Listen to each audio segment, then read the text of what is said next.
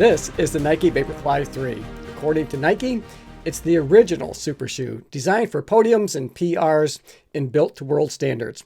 And all that must be true because they printed it right there on the midsole on that Zoom X foam. Hi everybody, welcome to the channel. I'm Tim, this is Run Tall. Now I post running shoe reviews and comparisons and shoe battles weekly. So if you're into that kind of thing, consider subscribing to the channel and don't forget to click the notification bell so you'll be notified each time that I upload new content. On today's video, I'm going to be giving you my first run impressions of the Nike VaporFly 3.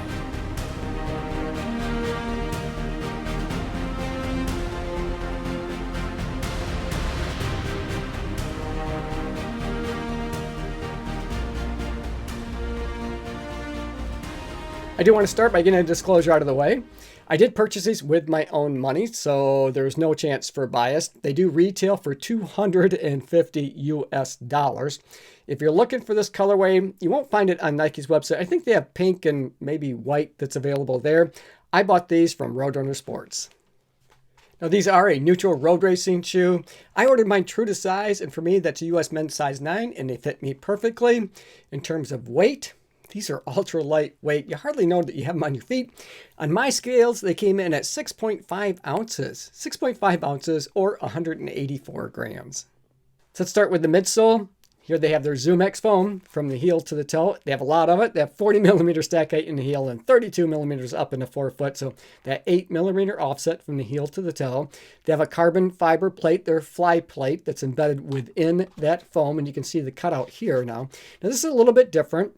The styling of the foam, the geometric shape of it, is slightly different than the previous version of the shoe. And you'll notice that primarily in the heel, for example. So in the previous version, you can see it kind of comes to this teardrop of a point, kind of an elf look. And now they've kind of chunked it up a little bit. It's more of a triangle, I guess, rather than the teardrop style. And they also added a little bit more coming out the back of the heel. So you can see, I can rest my finger in there pretty comfortably. So it's got a bit of a shelf of that Zoom X foam in the latest version, in version 3, as opposed to version 2, which is more of a sloped type of a situation there back in the heel. And you can see in version 2 that there really aren't any cutouts to speak of, but they did add some cutouts in version 3, and you can see that right here in the midsole, as well as if we flip it over, you can now see the carbon fiber plate because of a cutout right in the midsection of the shoe there as well. They're still about the same in terms of width up in the forefoot. And I did put these up next to one another just to check that out. And I really couldn't see any difference in the width in the forefoot or the width in the heel. So it's still pretty wide up in the forefoot, still wide in the heel, but they do snug up quite a bit there in the midsection of the shoe, and I appreciate that because I think that just helps to give you a more locked down, secure feeling when you're wearing these. To run in these, how is it compared to the previous version of the shoe? Well, if you're a fan of the previous version, I think you'll be a fan of these as well. I know I am. I was a fan of those. I ran them up right till the last mile that I felt that I could get in them. I run marathon in them.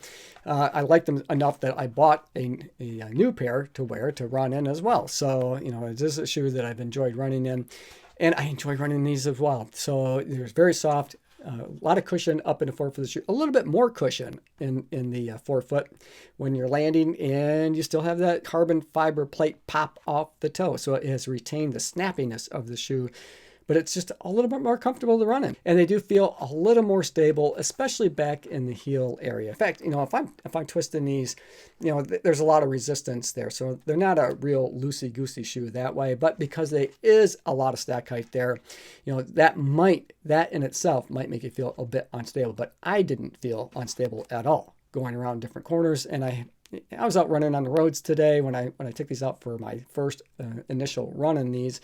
And because I'm out on the roads or there's traffic, you have to do all kinds of things to avoid being hit out there. So I did a few of the cutbacks that were kind of quick, and as a result, I had to make some pretty quick turns, and I didn't have any issues. Never felt any kind of strain on my ankles, so I really appreciate that. So I think these are really fun to run in. Nike says, I think on their website, they talk about these being 10K to a marathon. You'd absolutely run a 5K.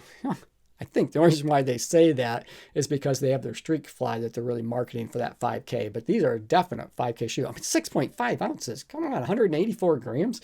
These are super lightweight and they're so much fun to run. And I really can't wait to put the pedal to the metal in these and doing some speed work. So I'll let you know how that goes in a future video. All right, so fun to run in. I think this is going to be great. I loved running the marathon in the previous version of the shoe, and I see no reason why I'm not going to love running one in these as well. So let's take a look at the upper. They have a Flyknit upper. It's a bit reimagined. It's super airy. It's lightweight. Very comfortable. That's one of the things that I did love about the second version of the shoe, or the previous version, is the comfort or the fit of the upper, because they fit me so well. And these did not disappoint. They didn't lose that, with one notable exception, but it's not that big a deal for me. And I'll talk about that here in just a second. But again, they have the Flyknit material, not a lot of stretch to it, which is a fine thing. It just makes it, I think, a little bit easier to get locked down and secure in. Lots of airflow today. It wasn't particularly hot out. It was probably, 55, maybe 60 degrees, something like that. But it was it's perfect weather to be running in and testing out these shoes. They do have the offset lacing system here. That's perfect for me. I don't have any kind of pain points. It just fits comfortably, and I'm able to get locked in across the midfoot section of the shoe super easy. They do not have a gusseted tongue. It's pretty thin, honestly, but they do have a little bit of padding that's up toward the top of the laces. And you can see it's got this wing style here. It's a little bit taller on the one side, but it lays flat across my foot. And I didn't have any issue, as I've had with some other super shoes in the past, where they have a thin tongue, but it's just impossible to get it to lay flat on your foot without basically unlacing it. I didn't have to do that with these at all. My foot slipped right into the shoe just fine. These laid nicely across the top of my foot. Very, very comfortable. They also have this kind of pass through here on the tongue to help hold it in place. I didn't have any issues with it, trying to migrate around at all. And the padding is just in the right place, right up at the top where, your lace is going to kind of cut across there, and that's going to give you a little bit of protection from that. But I didn't notice it at all. I didn't notice any pressure from the laces at all. So the one thing, though, that I mentioned that is a little bit different than the previous version in terms of fit is the heel cup. It just seems a little bit bigger. So I felt like it was looser in the heel. Now, not so much that it bothered me, but it was definitely noticeable. And I still felt like I was locked into the shoe, but with a loose heel, if that makes sense. And part of it might be because I think that bumper padding might be a little bit bigger than the previous version of the shoe. There's a lot of it there, it kind of sticks out. But I think between the size of the heel cup that's there and that maybe that extra bumper padding that's kind of sticking out, that your heel just feels a little bit loose. But again, I didn't have any issues at all with that initial run, with feeling uncomfortable or, even when I was going downhill or uphill, I didn't really feel like I was sliding around all that much. But it did feel a little bit loose. And then in the back, I'm going to put this up on my shoulder, give it the pinch test. And you know what? They have a lot of structure for a super shoe, a lot more than I would have expected. So there's plenty to be able to hold your heel in place. But again, I think because there's more room, it does feel a little bit loose.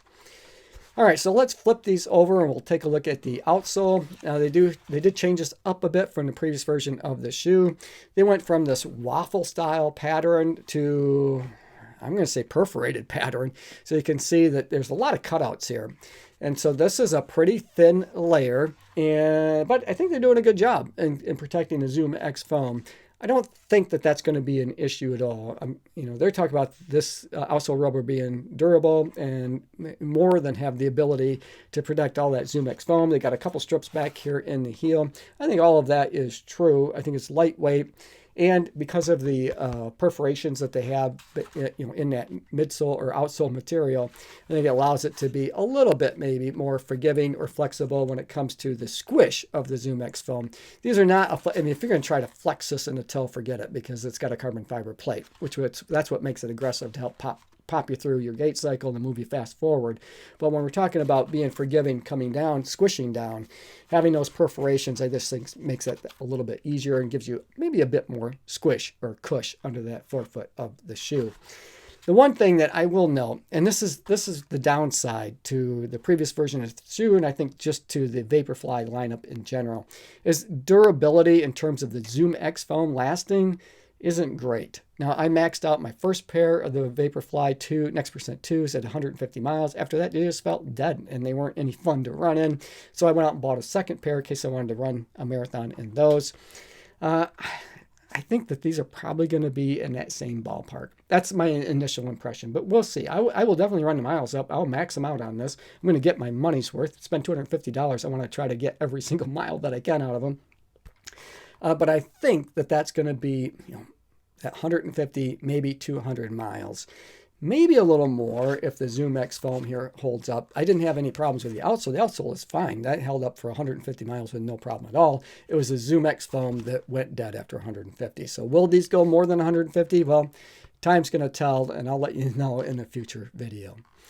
All right, so that is it for today's video. I hope you enjoyed it. I enjoyed making it for you. As always, run tall, run strong, be kind to one another. Thanks for watching, and we'll see you next time right here on Run Tall with Tim.